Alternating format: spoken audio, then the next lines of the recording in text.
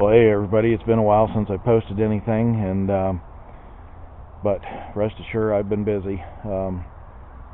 We just got done making a winter's worth of applesauce, and I should have videoed that process with the new Johnny Appleseed sauce maker. What a game changer. But anyways, this video is about, you guys have seen this before if you've watched some of my other videos. This was my old three-wheel deer cart that I made many years ago. So last year I did away with the third wheel. I added a tongue. I did away with the third folding section on it, and now it just is my deer cart slash trike trailer that I pull behind my trike. Pretty handy for getting all my tree stands and stuff in and out of the woods and down the state park too. So what I'm working on here is I'm going to do away with the after all these years, and yeah, they're still working. I'm going to do away with the pneumatic wheels. So as a Christmas gift last year, I received these run flat wheels, and I love the idea of these because now I can take this in here in the next couple weeks, and I can leave it in there for the entire season, and I don't have to worry about the tires going flat while it's sitting there, or I don't have to worry about running the phone through the tires while I'm there. Like I said, this is like a mile and a half from where I parked my vehicle, so I really don't need something like that to go wrong, especially with the weight of a deer on it. So I'm super excited about putting these run flat wheels on it. Going to be some modifications that I got to do to convert it over from the much smaller, like 3/8 diameter bolts that went through these wheels originally, because these are 5/8 openings. And yeah, I just went to True Value and picked these two bolts up here today. $15.12 for the bolts, nuts, washers, and lock washers. Seriously? Wow. I guess that's the world we're living in today. So anyways, I'm going to get busy and take these wheels off and see what it's going to take to modify these openings. Originally I thought I might just put a piece of 5/8 all thread the whole way across here like an axle, but I like the idea of this being open in between the wheels, because it just gives you more maneuverability in the woods. You can straddle and go over top of stuff that you couldn't if it had a low center. So yeah, that's what we're doing. So I'm going to get busy working on this, and we'll bring you the updates.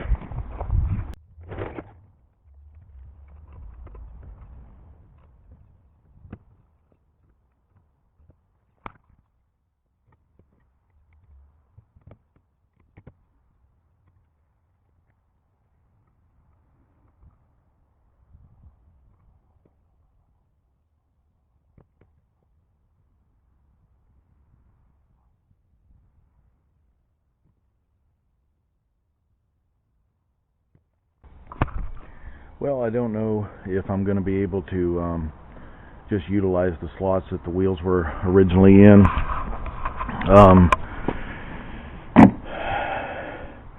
When I built this, as you can see, one half of each side is half of a front fork, and the other one is half of the back. And all these years later, I don't remember why I did what I did, but the bearings in these new wheels are 5/8 in diameter, so that's what these new bolts are, 5/8. So I'm going to have to see if I can open this up, and if I can't, I'm probably going to make some kind of an adapter plate that utilizes this smaller opening, and come up just above it possibly, or just in front of it somewhere, just either side of this, and run this. And then the other thing is the other wheels, between the bearings and the hub width and stuff, they took up the space. I don't have that with this, so I'm going to have to add spacers. As you can see, there's a lot of room on either side of this. So anyways, it's going to take a little bit of doing. Nothing that can't be done though, so we'll see what we can come up with.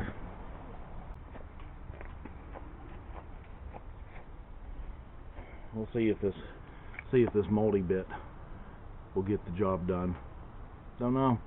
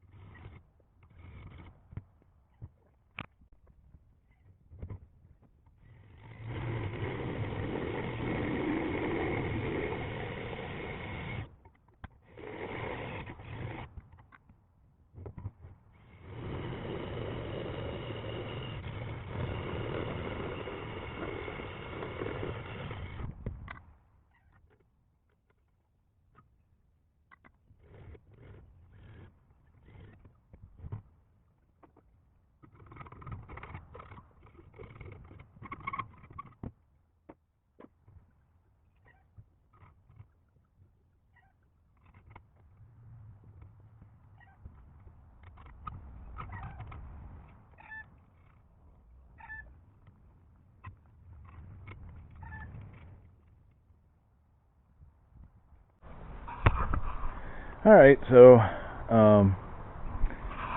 they're on there. It's kind of down and dirty right now.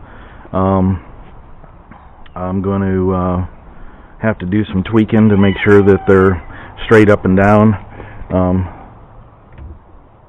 May have to oversize the holes just a little bit more to get the wheels straight up and down, and try to make them relatively towed in,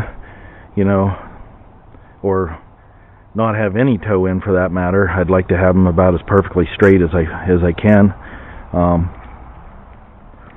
You're not going to really notice any of those imperfections when you're just pulling it empty, because there's not going to be any weight there. But by the time you put the weight of a deer on it, yeah, it's going to put a little wear and tear on the rubber.